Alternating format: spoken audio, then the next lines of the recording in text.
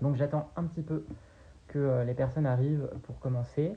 Alors pour me présenter, je suis Hovig, j'espère que vous avez tous passé un bon week-end et je vous remercie d'être avec nous en ce dimanche soir pour ce live Instagram.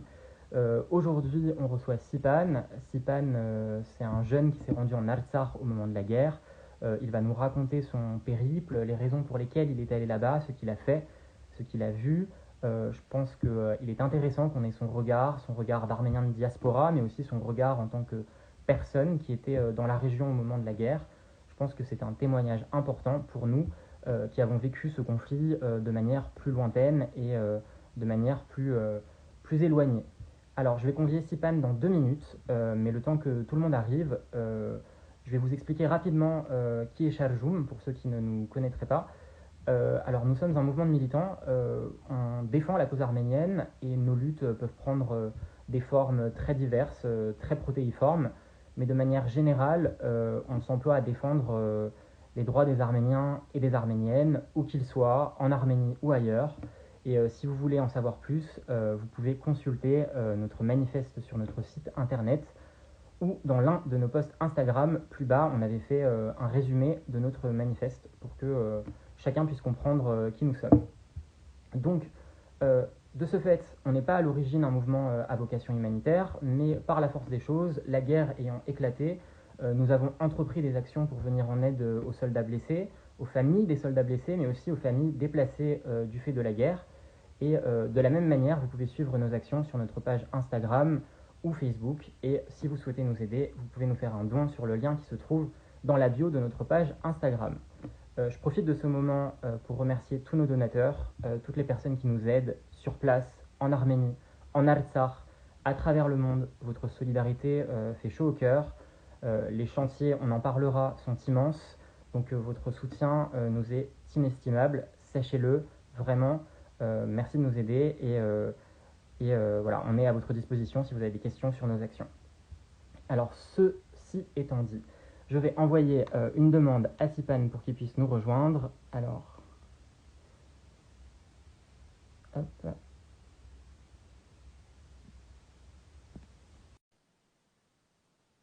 N'hésitez pas le long du live si vous avez des questions à nous poser. Euh, Sipan, Yo, Vic. Bonsoir. salut Sipan, ça va? Tu vas bien? Ça va très bien, merci. Et toi? Ça va très bien. Bah, merci pour ta disponibilité. On est très content de t'avoir. Euh, Comme je le disais, on pense que ton témoignage il est précieux et on pense que ça pourra aussi peut-être donner des idées à ceux qui se demandent en diaspora comment on peut aider. Et on va essayer de montrer que on peut aussi aider avec peu de moyens et qu'il y a plein de choses à faire en allant en Arménie, en Aftar. Merci, Vic. Merci pour l'invitation à toute l'équipe Sharajoum et merci aux auditeurs qui sont là pour nous écouter. Bah, merci à toi. Alors, avant de commencer, est-ce que avant de commencer, avant de parler de ton périple, est-ce que tu peux nous parler de toi, de ce que tu fais dans la vie, et parallèlement de ton rapport à tes origines, ton rapport à l'arménité, à quel point c'est important pour toi et à quel point ça a joué dans ton départ pour l'Arménie au moment de la guerre. Alors, je suis né à Paris avec un grand frère et un petit frère. On est tous les trois nés à Paris. Moi, je m'appelle Sipan, le petit s'appelle Solag, le grand Sevag. Nos parents sont originaires de Syrie, d'Alep. Ils ont quitté la Syrie dans les années 70-80 pour venir en France. Ici, ils ont exercé leur métier chacun de leur côté. On a vécu en famille ici en région parisienne une vingtaine d'années. Et puis, il y a 5 ans, en 2015, mes parents ont décidé de déménager en Arménie pour leur retraite en partie et pour pouvoir aussi contribuer à leur échelle au développement. Ici, moi, je suis resté étudier.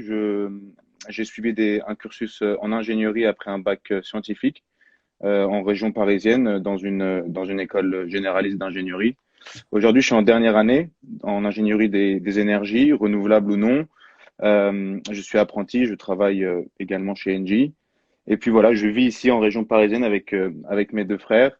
Mes parents sont à Ashtalag, une jolie ville pas loin d'Erevan. Et puis voilà, je suis en dernière année, diplômé en septembre prochain. Ok, et donc tu as des liens très forts avec l'Arménie. Premièrement, parce que tu as des origines arméniennes, comme tu l'as dit, tes parents sont des Arméniens de Syrie. Donc, tu as, je pense, gardé du lien avec tes origines arméniennes. Et en plus, tu as ce lien particulier du fait que tes parents ont décidé d'aller vivre en Arménie il y a 5 ans. Ouais, tout à fait. J'ai toujours été proche de l'Arménie, à proprement dit le pays même, puisque depuis le plus jeune âge, mes parents nous emmenaient en Arménie régulièrement, et puis petit à petit, on a commencé à avoir des liens, des amis, des familles aussi qui se dirigent vers l'Arménie, puisque étant originaire de Syrie, une grande partie de notre famille Mhm. a dû quitter la Syrie durant les dernières années pour rejoindre Erevan. Et puis, du coup, comme ça, petit à petit, beaucoup de liens se sont créés, tout en restant finalement habitant de Paris. Mais voilà, des liens se sont tissés assez rapidement. Enfin, quand je dis rapidement, ça fait quand même 15 ans que je vais en Arménie régulièrement tous les ans, de 5 à 6 fois par an, selon mes moyens.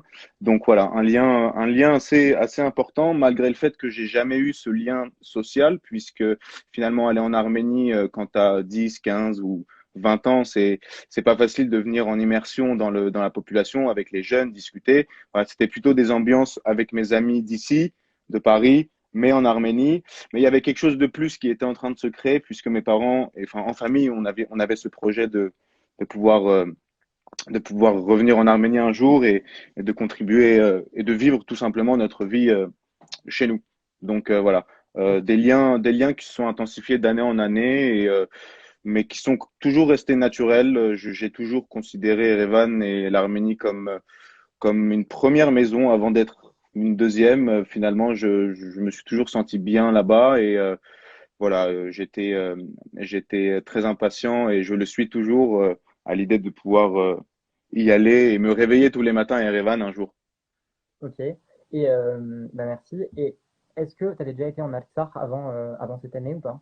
Tu connaissais un Oui, peu l'Artsakh? j'étais déjà allé en Artsakh avec des groupes d'amis indépendamment ou également avec des associations sur des événements sportifs ou des commémorations. J'avais fait quatre visites de la région de l'Artsakh depuis que je vais en Arménie. J'avais fait 4 visites, dont une dernière en 2018. Ok.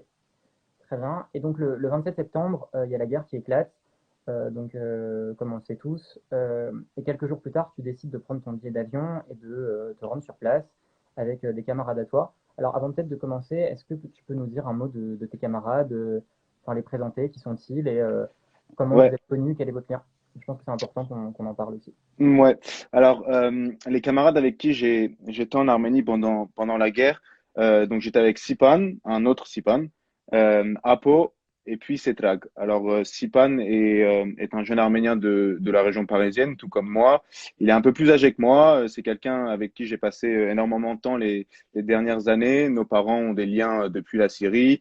Et puis, on est toujours restés proches, notamment très proches du point commun qu'on a, celui d'un appétit artistique. Et il est comédien et je suis musicien. Donc, on a toujours trouvé entre les deux Sipan une bonne connexion. Et puis, c'est quelqu'un avec qui je passe mon quotidien ici à Paris. Et puis, Apo et Setrak, c'est un peu plus particulier. Ils habitent tous les deux à Jérusalem. Mhm. Setrag a déménagé en Arménie il y a un an pour continuer ses études à l'université française d'Erevan. Et Apo est un ami aussi plus âgé que nous, qui a 4 5 ans de plus que moi, qui vit à Jérusalem. Il est artiste, chanteur et guitariste. Et puis on se connaît à l'initial via les associations de scoutisme arménien. Donc on est tous les quatre, on a été scouts arméniens pendant un bon bout de temps, une bonne dizaine d'années, et on s'est rencontrés pendant ces années de scoutisme en Arménie sur des camps internationaux avec plein de jeunes Arméniens du monde entier pour des camps scouts en Arménie. Et c'est comme ça qu'on s'est connus.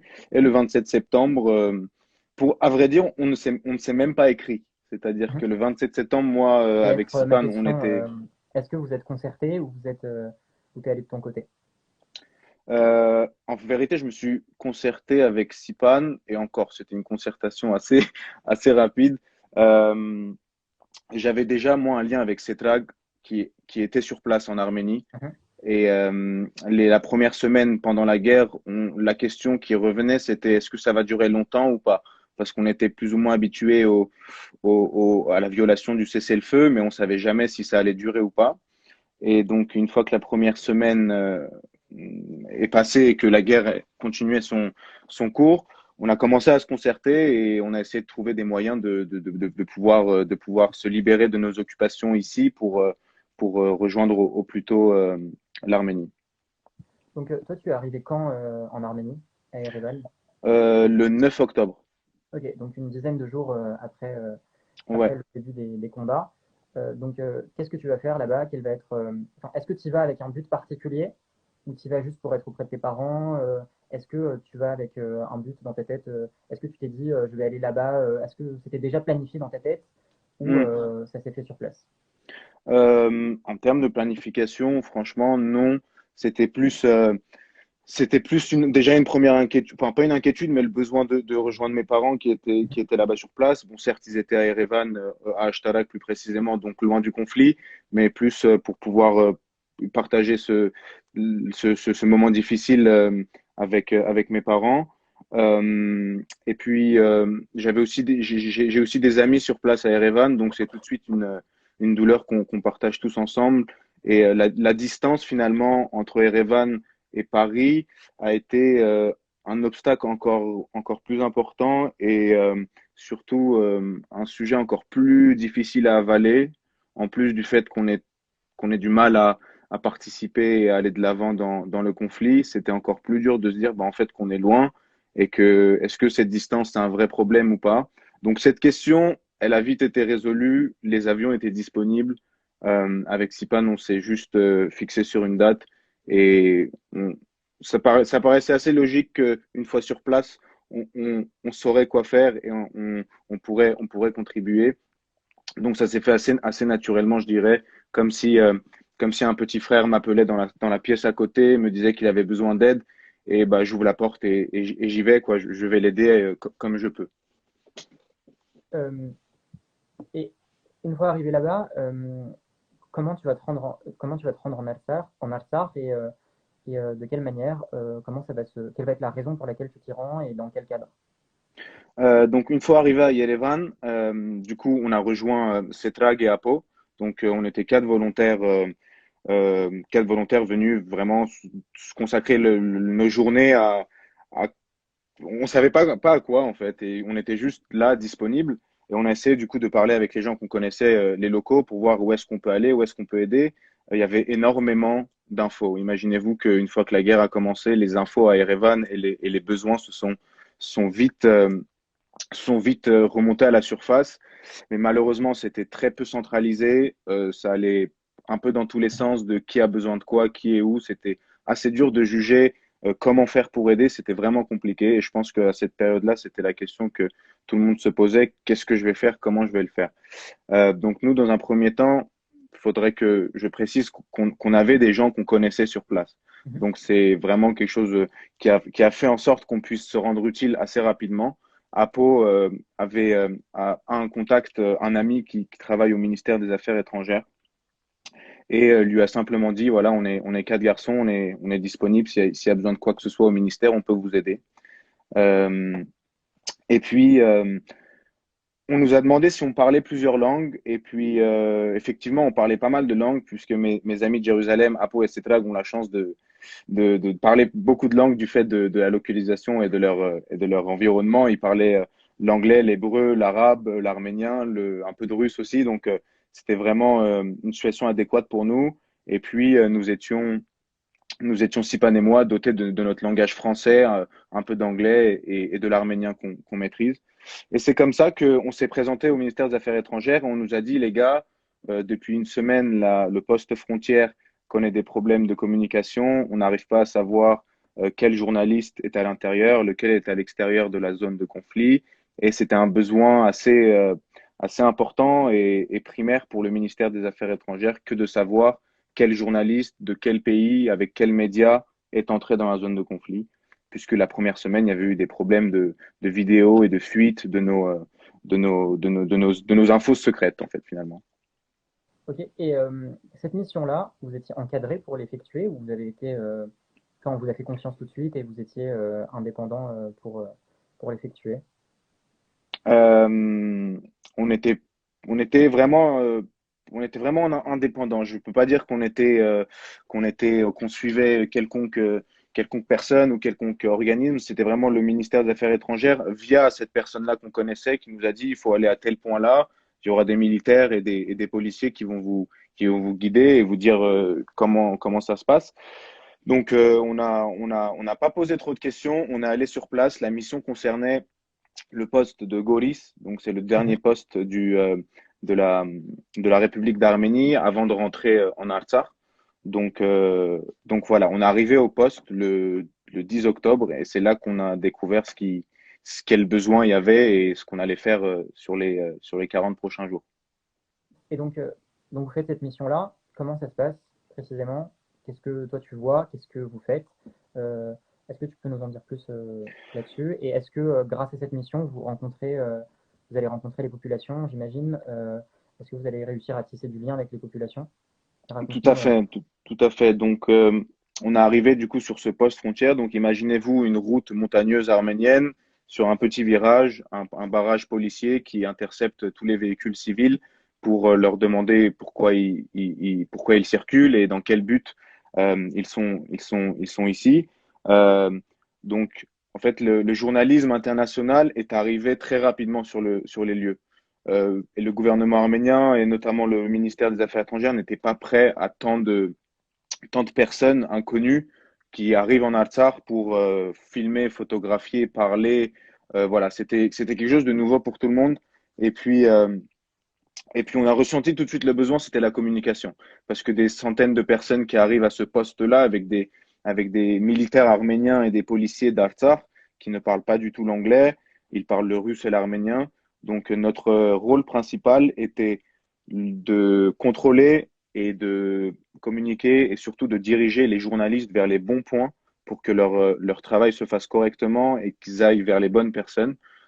C'est Ça paraît simple comme ça à l'oral, mais c'est une vraie organisation, surtout en période de guerre, quand les gens ne se comprennent pas, surtout qu'il y a il y a le risque aérien qui t'oblige à faire tout rapidement et de diriger les bonnes personnes au bon endroit, tout en faisant attention de qui rentre et qui ne rentre pas, puisque la tâche principale était aussi avec nos différents langages maîtrisés, parler avec ces journalistes-là pour cerner un peu la personne, savoir si elle est là pour son travail normal ou si il y a d'autres fonds qu'on ne connaît pas ou est-ce que c'est des journalistes venus prendre des infos pour quelqu'un d'autre.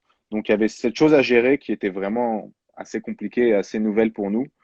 Et surtout se retrouver à Goris, c'était très impressionnant. Les premiers jours, je me rappelle que je me suis pas rendu compte qu'on était en zone de guerre et qu'au-dessus de ta tête, au final, il y a des drones qui observent, mais qui ne sont pas là que pour observer, ils sont aussi là pour tirer.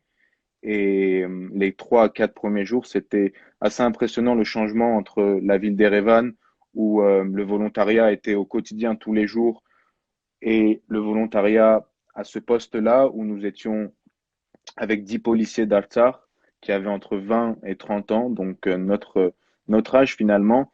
Et on a partagé ce moment-là tout en travaillant à ce que la communication et le check des journalistes se passe bien. Ça, c'était la mission principale avec le ministère des Affaires étrangères arménien sur ce poste frontière.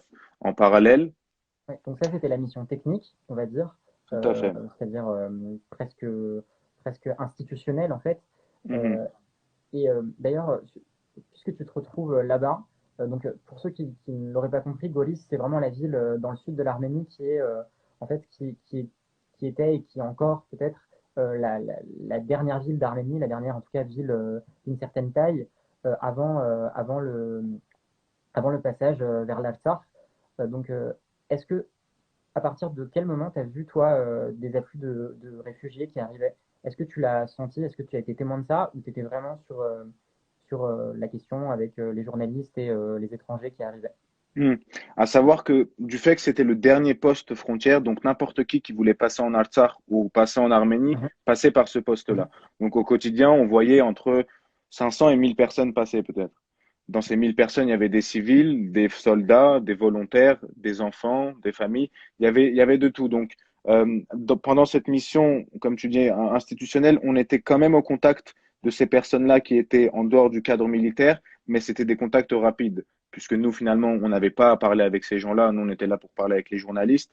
Donc, c'était peut-être leur proposer du thé, du café, le temps de checker les papiers, parler avec les enfants, les rassurer un tout petit peu. Mais c'était des scènes très rapides sur une route d'Artsakh en plein milieu des montagnes. Donc, c'est assez compliqué de s'imaginer faire plus dans ces conditions-là. Mais quand on a vu le flux de personnes déplacées vers l'Arménie, on s'est dit qu'on pouvait également essayer de se rapprocher d'eux pour leur permettre de rester quand même solide dans ces moments-là où tu quittes ta maison. La majorité ont quitté avec un sac à dos, donc ils avaient vraiment le strict minimum. Et c'est comme ça qu'on a, bon, en fait, comment on a chaviré vers la mission humanitaire, c'est passé par le besoin d'avoir une pièce finalement, parce que sur le poste, il n'y a pas de pièce, c'est une tente et une rivière. Donc, pour se laver, pour manger, tout était en mode scoutisme. Donc, on était plus ou moins préparés, nous, avec notre expérience de scout, mais c'était quand même, il y avait un besoin à un moment de hygiénique. Donc, mhm. on a dû louer une chambre d'hôtel et on est descendu à Goris, dans la ville même à Goris. Et on a trouvé cet hôtel Goris qui accueillait 90 enfants et mamans d'Artsakh de différentes régions. Donc, dans cet hôtel, il y avait 50% de personnes qui habitaient à Stepanakert, 20% de Hadrut, 20% de Mardouni et le reste des villages frontaliers. Donc, on est venu prendre une chambre dans cet hôtel-là et c'était plus fort que quoi que ce soit, que de rester et d'aider ces parents-là qui étaient dans l'inquiétude la plus grande, qui étaient très apeurés, les enfants qui étaient entre le sentiment d'avoir perdu leur maison et le sentiment de ne plus peut-être la retrouver. C'était assez prenant. Donc, une fois qu'on a mis un pied dans cet hôtel, on a décidé de garder la chambre et de pouvoir organiser des shifts avec, Mhm. avec les pour pouvoir rester dans l'hôtel, passer du temps avec les familles et tout en gardant notre mission avec le ministère des Affaires étrangères active. Ok, bah, du coup, tu as eu une première mission technique, et une seconde mission plus morale, plus dans l'affectif, plus dans l'aide aux populations. Donc, comment, quand tu nous parles de shift avec les enfants et les familles, qu'est-ce que vous avez fait? Vous avez, je crois que tu es musicien, Mhm. comme tu as dit. L'un de tes amis est comédien. Est-ce que vous avez utilisé ces talents-là pour passer du temps avec les familles, pour leur faire penser Mhm. à autre chose? Quelle forme ça a pris? Tout à fait. On s'est beaucoup posé de questions le premier soir, je me rappelle, sur qu'est-ce qu'on va pouvoir faire.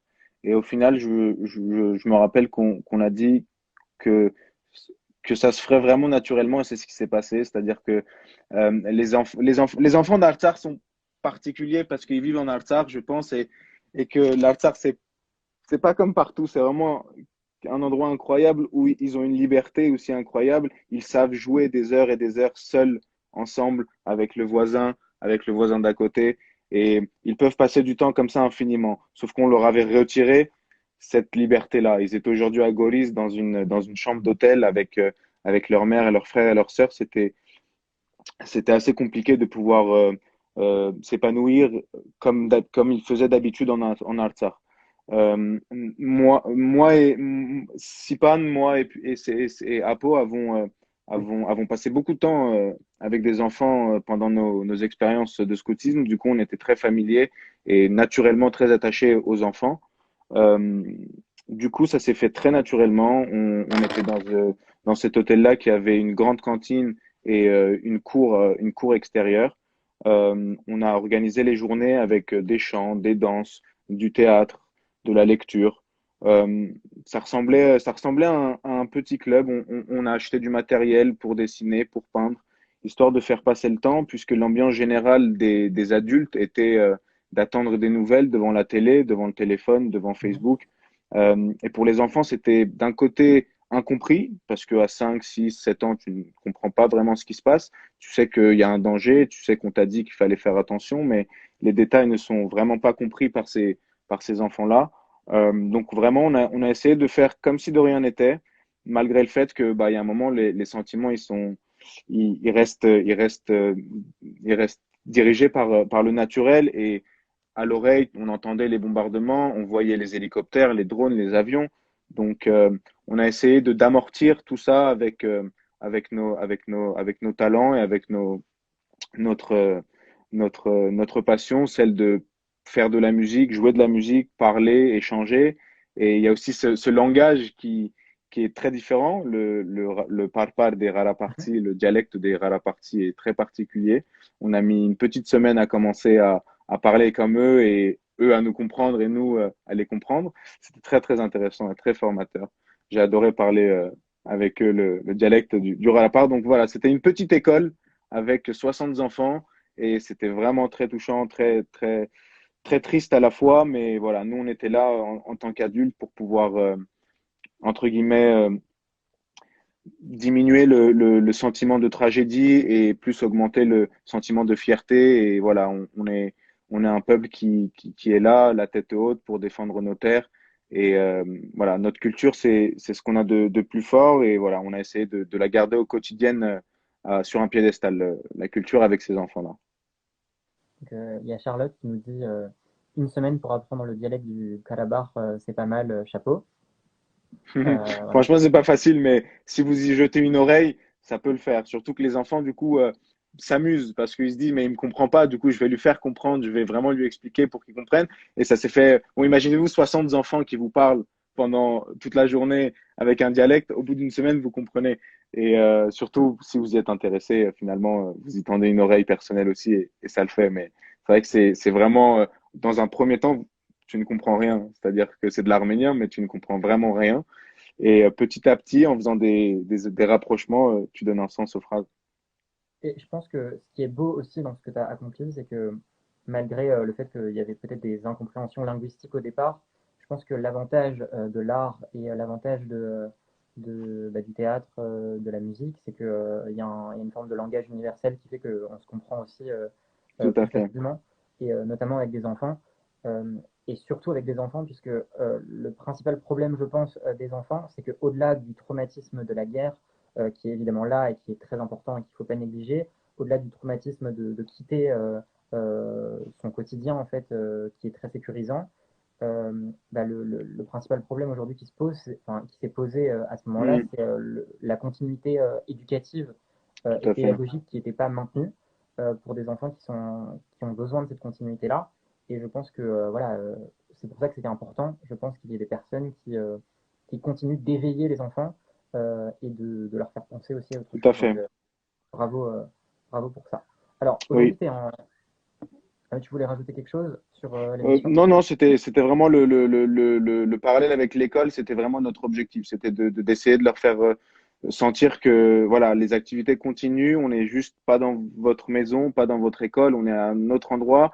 Et voilà, essayer de diminuer l'inquiétude et de faire passer les journées avec le sourire, même si c'était Alors, pas l'activité principale partagée par tout le monde, mais voilà, c'était au moins aux yeux des enfants qu'on amortisse le choc. Alors, je vais rebondir là-dessus, sur la question des enfants. Alors, enfin, une partie d'entre eux sont retournés à Stepanakert, mais pas tout le monde. Certains sont restés en Arménie. Donc, est-ce que toi, est-ce que tu sais quelle est la situation de ces personnes aujourd'hui? Est-ce que les personnes qui ont été déplacées ont pu retourner sur place? Si elles n'ont pas pu retourner sur place, est-ce qu'elles sont prises en charge aujourd'hui par l'État arménien ou par la solidarité des Arméniens, que ce soit de diaspora ou de là-bas? Et pour ceux qui sont retournés, est-ce que tu sais s'il y a une prise en charge, ne serait-ce qu'économique ou un accompagnement de ces familles-là? Mm. Dans ces zones. Dans ce sens-là, les choses ont été plutôt bien faites. Moi, j'ai gardé contact avec chacune des mamans dont j'ai fait la rencontre pendant ces 40 jours. Sur la grande majorité, donc même 98% des personnes que j'ai rencontrées, des Artsakhiot que j'ai rencontrés, sont tous retournés en Artsakh. Quand la guerre était encore en cours, il y en a beaucoup qui espéraient pouvoir s'en aller ensuite. En tout cas, c'était un désir, puisqu'ils avaient déjà la peur de l'avenir, la peur de comment éduquer ses enfants dans un contexte de guerre, comment assurer un avenir serein pour sa famille. Donc, toutes ces questions nous faisaient penser que à la fin, on savait pas quand est-ce qu'allait être la fin, mais on s'est dit, si la fin arrive, les gens vont s'en aller. Et c'était la peur partagée par la majorité de la population. Et j'étais agréablement surpris quand je prends encore hier des nouvelles et que j'apprends que chacune des familles a réussi à retourner au moins à Stepanakert. Ceux qui habitaient à Stepanakert sont tous retournés à Stepanakert. Les écoles ont réouvert le 1er décembre euh, pour pouvoir assurer la continuité de l'activité des enfants. Et petit à petit, après c'est du cas par cas. Il y avait pas mal de personnes de Hadrout qui ont perdu leur terre, leur maison. Du coup, pour eux, ça demandait un peu plus de temps. L'hôtel leur a permis de rester encore un an jusqu'à l'année prochaine pour pouvoir mettre en place leur projet ou reconstruire une maison si c'est le cas, ou trouver un abri ailleurs. Donc, dans un cadre général, cette chose a plutôt été bien gérée. La majorité a rejoint Stepanakert dans la peur, dans le doute, dans l'incompréhension, mais ils sont retournés, je pense, par foi et parce qu'ils sont vraiment attachés à leur terre. Le gouvernement met en place les aides. C'est dur de dispatcher aux bonnes personnes au bon endroit. J'imagine que sur place, c'est assez compliqué. J'ai des personnes avec qui je communique au quotidien. Les choses se font, c'est lent, puisqu'il y a beaucoup de monde, mais voilà, personne n'est à la rue. Je peux pas dire que personne n'est en difficulté, mais personne n'est à la rue et tout le monde a quelqu'un sur qui compter ou au moins à qui se confier. Alors, il s'est passé quelque chose quand vous étiez là-bas. Je ne sais pas si c'était quand vous étiez là-bas ou après votre départ. Notamment la presse azérie ou turque, les deux, je crois, vous ont présenté dans les médias de leur pays comme des mercenaires. Je crois que c'est bien ça, hein. Ouais, ouais, c'est ça, Est-ce hein. que tu peux C'est nous ça, en c'est dire ça. un mot, sachant que voilà, on précise que vous n'êtes pas allé combattre en Artsakh, vous êtes allé Tout à apporter une fait. aide logistique et morale aux populations. Cette histoire, c'est une bonne morale sur l'importance des médias et et le, et le processus de médiatisation d'un sujet. Mhm. Donc, quand on est arrivé, on a commencé notre mission au poste de police à la frontière. Euh, les journalistes, quand ils s'arrêtaient avec leur véhicule et nous demandaient, enfin, et qu'on leur demandait leur papier, nous disaient, mais qui êtes-vous? Et Mhm. du coup, on se présentait, on disait qu'on était des diasporans venus donner un coup de main au gouvernement arménien. Et du coup, certains d'entre eux se sont intéressés à notre histoire et nous ont demandé, dans le cadre de leur vidéo ou de leur article, de témoigner. Donc, moi, j'étais vraiment pas familier à tout ce monde de la presse, aux témoignages, aux interviews, à ces choses-là. J'ai beaucoup hésité avant de faire la première, puisque c'est finalement, euh, c'est finalement une voix qui va être entendue partout, à la télé et sur les écrans. Donc, c'est pas mal de responsabilités, mais la situation était telle que je devais en parler, surtout que j'étais à un endroit où c'était particulièrement sensible. Donc, on a pensé avec mes amis que témoigner était une bonne idée pour justement en parler et parler du conflit pour que le monde le voit. Donc c'est comme ça que ça a commencé. France 24 est arrivé sur notre poste. C'était un journaliste français qui nous a dit, les gars, j'aimerais bien vous faire une interview avec vous, juste raconter comment vous êtes arrivé ici et qu'est-ce que vous faites ici. Donc on a fait cette interview-là. Elle a été postée le 20 ou le 25 octobre pendant le conflit. Donc, c'est une vidéo qui présente, dans un premier lieu, des diasporans qui sont venus faire de l'aide humanitaire, donc comme nous. Et dans un deuxième temps, la vidéo présente des soldats arméniens qui sont volontaires, arméniens mais volontaires, mais qui sont au front avec des armes et qui sont en train de combattre. Donc tout ça, c'est dans la même vidéo. Donc du coup, c'était une bonne occasion pour l'Azerbaïdjan et pour la Turquie de faire un peu de propagande et de manipulation. Et on s'est retrouvé un beau jour, j'ai un ami qui m'envoie un screenshot de ma tête et de celle de Sipan sur un tout nouvel écran avec des écritures en turc disant que voilà, des mercenaires français ont été identifiés à la frontière. Donc dans un premier temps, ça fait ça fait peur quand même. Mhm, Tu bien t'attends sûr. pas à passer sur les télés turques, surtout que tu es à la frontière d'un conflit. Mais cette inquiétude, elle s'est vite arrêtée quand j'ai un peu remis les choses dans son contexte, avec tous les mensonges et la propagande qui étaient déjà en cours dans l'enroulement. En fait, c'était juste une de plus. Finalement, elle me concernait personnellement, puisqu'il y avait ma photo et nos photos à la télé turque et azérie. C'était assez inquiétant, mais on s'est dit que bon, on n'allait pas crier scandale et finalement que la vérité était sue était connue par la majorité. Donc, c'était assez intéressant. Sur Twitter, c'est allé assez loin. Ils ont retrouvé nos adresses ici à Paris. On s'est pas mal inquiété jusqu'à que bah, ça se tasse, que les mensonges se multiplient côté azéri, côté turc. Et au pire, on s'était dit qu'on irait se justifier auprès des instances qui le demandent. Mais voilà, ils ont monté un dossier. Le gouvernement azéri a monté un dossier. Après la guerre, ils ont transféré ce dossier au gouvernement français comme quoi il y avait une vingtaine de mercenaires originaires de France. Donc, on fait partie d'une liste d'une vingtaine de prénoms. Parmi eux, il y a de tout. En fait, c'est juste des Français qui ont des liens avec l'Arménie qui sont retrouvés répertoriés là-dedans. Jusqu'ici, pas de nouvelles. Je pense que j'ai juste plus le droit d'aller en Azerbaïdjan ni en Turquie, Bon, mais ça me pose pas un gros problème pour le moment.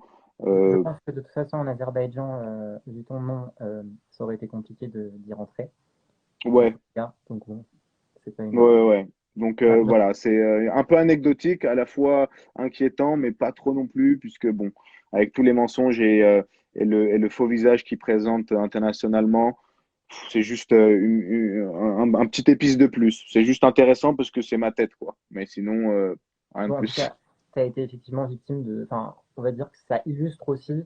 euh, Ton cas illustre de manière plus générale voilà, la mécanique de la propagande turque et azérie et cette manière de travestir la réalité de manière Tout à fait. permanente. Et je pense que voilà, vous avez été aussi victime de ça. Et il y a Yeriché qui nous dit qu'on a d'excellents avocats si besoin. Je ne sais pas à qui il fait référence, mais c'est vrai qu'on a quelques avocats autour de nous. Donc, si besoin, Très bien. Merci voilà, beaucoup. Pour l'instant, il n'y a pas de souci. J'espère qu'il n'y en aura pas, mais voilà. très bien. On ne sait jamais et on Et compte sur. pour revenir sur ce point de la presse et pour parler de la presse française rapidement, moi je connais certaines personnes qui travaillent dans la presse française, des Français, et j'ai été assez surpris euh, parce qu'à chaque fois qu'ils me posaient des questions, ça a été Salut Hovig, est-ce que tu connais les personnes qui sont allées combattre, des Français qui sont allés combattre en Arménie? Et j'étais assez enfin j'étais assez déçu moi personnellement parce que les seules questions qu'on me posait, c'est-à-dire que les seuls angles journalistiques qui étaient envisagés par mes amis en, en France, enfin, que je considérais comme des amis, n'étaient pas, et qui pouvaient en fait parler de ce conflit dans leurs médias, en tout cas qui avaient une certaine latitude, ne l'ont pas fait parce qu'il y a eu des morts, ne l'ont pas fait parce que il y avait des personnes qui étaient attaquées, mais cherchaient cet angle peut-être vendeur de est-ce que tu connais des personnes qui vont combattre, et d'ailleurs j'en connaissais pas, et je pense qu'il y en a eu très peu, voire pas du tout. Et voilà, ça illustre aussi comment le système médiatique a traité la question. Et Tout à voilà. fait. C'était très dur à juger. Euh, les médias, ça fait très peur. D'un côté, c'est très rassurant, puisque quand on voyait cette masse de journalistes au quotidien rentrer en Artsakh, passer par notre poste, j'échangeais avec eux, on parlait avec eux, ils étaient là pour travailler, pour remonter le conflit, pour faire en sorte que l'Arménie n'arrive pas où est-ce qu'elle est arrivée. Donc, dans ce sens-là, on était en mode, bah, super, il faut leur donner la force, il faut leur donner la possibilité d'entrer dans la zone, photographier pour qu'ils fassent leur travail. Sauf que quand les jours passent et que les articles sortent et que les vidéos sortent, euh, tu te rends compte que tout a un but, tout a un objectif, et l'objectif, c'est pas de sauver les Arméniens, l'objectif, c'est de faire des vues, l'objectif, c'est de parler du média, que la vidéo soit vue et relayée, qu'elle soit choc, qu'elle pique quelqu'un ou qu'elle pique quelque chose. Donc voilà, cet aspect un peu dérangeant des médias a vite pris le dessus sur nous et il y a un moment où on a arrêté de témoigner puisqu'en plus on était à un poste frontière qui était un endroit stratégique pour le déroulement de ce qui se passait derrière les montagnes. Donc, il y a un moment où on a arrêté puisque bah, on s'est retrouvé dans les problèmes avec l'Azerbaïdjan et surtout, il y a un moment où il y a plus vraiment de sens quand tu vois qu'au bout de 30, 40 jours, il se passe rien et puis nous, on est juste là à donner du pain sur la planche pour que la personne fasse un documentaire ou fasse. Donc voilà, on a essayé de trier le journalisme le plus important. On a parlé avec les journalistes qui faisaient un travail qu'on a étudié, mais voilà, pour les grandes chaînes, on a vite arrêté, qu'elles soient françaises ou non. Les chaînes israéliennes étaient abondantes, abondantes. Les journalistes d'Israël, les journalistes d'Europe et les journalistes des États-Unis, c'était un nombre de personnes que je pensais pas voir autant de gens de l'extérieur en Artsakh un jour. Et tout ça avait un but professionnel ou personnel. Et c'était vraiment très intéressant, mais à la fois triste de voir que tout ça finalement se fait pour un but qui est pas forcément celui de sauver ou d'aider ces populations-là, et plus un objectif médiatique et de buzz. Bon, en tout cas, sur le traitement médiatique, ça mériterait presque un autre live. Peut-être qu'on fera ça avec Sherjoum une autre fois. Mais c'est intéressant en tout cas Avec plaisir. de voir que bah, voilà, vous en avez aussi été la victime d'une certaine manière. Mhm. Alors aujourd'hui, toi, tu es rentré en France. Euh, comment tu as vécu ton retour en France? Comment est-ce que tu as, est-ce que tu réussi à... Parce que beaucoup de gens avec qui j'ai discuté, que ce soit des personnes qui étaient là-bas ou qui étaient ici, ont eu beaucoup de mal en fait, à revenir dans la normalité. C'est-à-dire que la guerre a été tellement intense que même ici en diaspora, même si on ne l'a pas vécu forcément dans nos chairs, le retour à la normalité française et parisienne ou où vous soyez en Europe a été compliqué. Comment toi tu l'as vécu? Euh, j'avais, j'ai anticipé le fait que ça allait être très compliqué. C'est pour ça que j'ai décidé de me poser les bonnes questions avant de revenir. Donc j'ai mis du temps à revenir. Dans un premier temps, je ne pouvais pas abandonner ces familles, même après la guerre. On est resté avec eux, on a attendu qu'ils reviennent à Stepanakert, on les a accompagnés dans leur déménagement, dans leur suivi psychologique aussi. Donc la question ne s'est pas posée tout de suite à la fin de la guerre. C'est au moment où les contraintes ici à Paris ont commencé à ressurgir, donc l'école et le travail, que j'ai commencé, enfin j'ai dû en fait, j'ai été forcé à me poser des questions sur quand est-ce que je rentre et comment ça va se passer quand je vais rentrer. Et donc, comme prévu, c'était très compliqué, le temps de remettre son cerveau en marche pour un fonctionnement en France, en dehors d'un contexte de guerre, ça a mis pas mal de temps.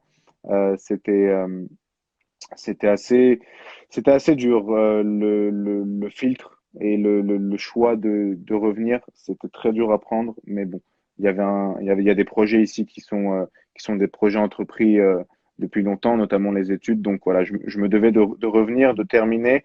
Voilà, c'était ce que je me suis dit avant de revenir. Je me suis dit que je reviens pour les études, pour terminer et pour garder un sens à mon parcours, pour ensuite pouvoir faire les choses correctement comme je les prévois.